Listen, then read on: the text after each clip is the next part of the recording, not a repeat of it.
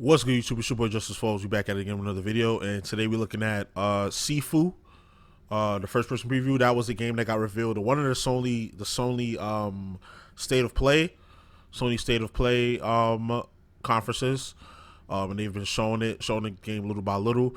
This is the first preview. IGN usually does these previews, so I'll usually like to look at those to see how the game is coming along. It's like a kung fu fighter. But before we get into the video, I just want to let you guys know about the website, www.justicefalls.com. Has my latest and greatest content on there. You can see my music, my podcast. I got merch for the podcast. So go check me out on there if you want to support. And without further ado, let's get to the video.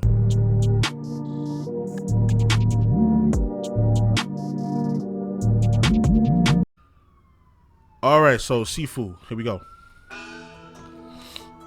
If there's one thing that developer Slowclap has shown that they have a unique mastery of in the world of video games, it's martial arts. And if 2017's hand-to-hand combat-focused open-world RPG Absolver wasn't enough case, their upcoming beat-em-up, Sifu, certainly aims to prove that few do kung fu better than the Paris-based studio. After getting a 30-minute developer-driven demo, I'd find it hard to argue against that point.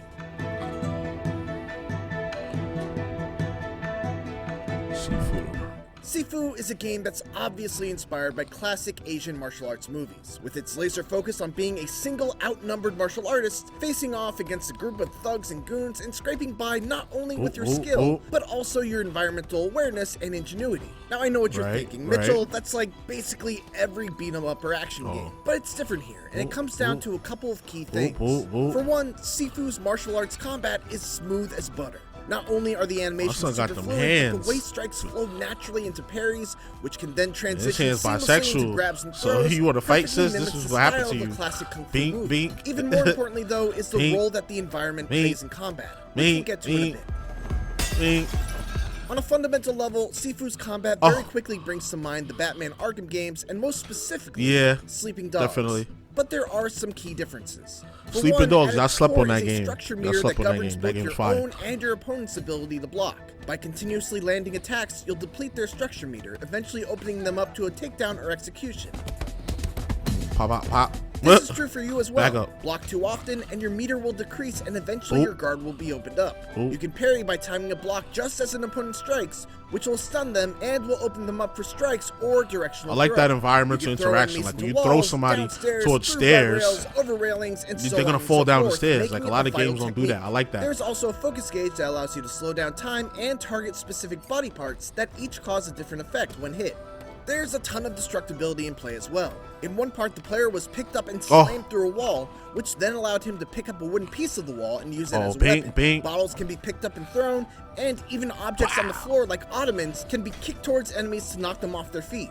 Despite it being a developer-led hands-off demonstration, the combat still managed to have a very improvised look to it, with the player having multiple options to deal with enemies at any time. What really struck me most about the combat, though, was how contextual and reactive everything was. By positioning himself next to a counter and luring the enemy in, the player was able to dodge a strike and then slam the enemy's head into a counter for a quick knockout. Pieces of furniture will get destroyed as combatants get knocked through them, and bad guys will either surrender as you take out their friends, or get enraged and become even more dangerous when they're the last ones left. Finishing combo. I saw a lot of fighting over the course of the demonstration, and yet every single scrap had a unique feel to it thanks to the unique placements of objects, hazards, and how the player was able to turn any bad situation around by using the environment to their advantage. The demonstration also touched briefly upon unlockable skills and upgrades, which can be purchased from shrines. But what's interesting is that your upgrades and skills are lost upon death, which almost moves Sifu into a roguelite territory. But I wouldn't go that far, as the randomization elements that are key to the genre don't really seem to be present in Sifu. There is, however, that element of single-run progression versus permanent progression. Instead of spreading your points out and buying a bunch of skills to help you in your current run, you could instead opt to pool the points into one skill and work towards unlocking it as a permanent upgrade that persists on all future runs. Yeah, it's I'd probably do that. It's an interesting choice, and I'm curious to see how else the roguelite elements manifest and develop over the course of the game. I was impressed by virtually everything I saw of Sifu. The combat looks exquisite, the roguelite elements are intriguing, and the ways in which it brings to mind classic Asian martial arts movies should be exciting to any fan of the genre. Yeah, it definitely looks like an old school like kung fu 2022 for PS4, PS5, and PC. Thanks for watching, and for I more, missed the date. 2022 should be exciting to any fan of the genre. Sifu releases on February 22nd, 2022 for PS4, PS5, February 22nd. and PC. Thanks for watching, and for more Sifu, make sure to check out the latest trailer. And for everything else, keep it here on IGN.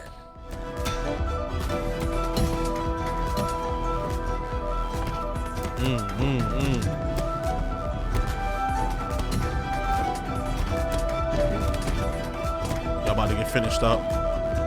about to get finished up. Boom, boom. Yeah, that was dope. I think that this is gonna be a game like you just chill in the stream, or you just chill, play by yourself. You just kick back, probably throw some music on. And you just have mindless fun. Like I love games where it's just like mindless, senseless, beat 'em up fun. Like I think video games people have lost the plot with video games. Like video games are supposed to be fun. It's supposed to be an escape from reality and a form of entertainment.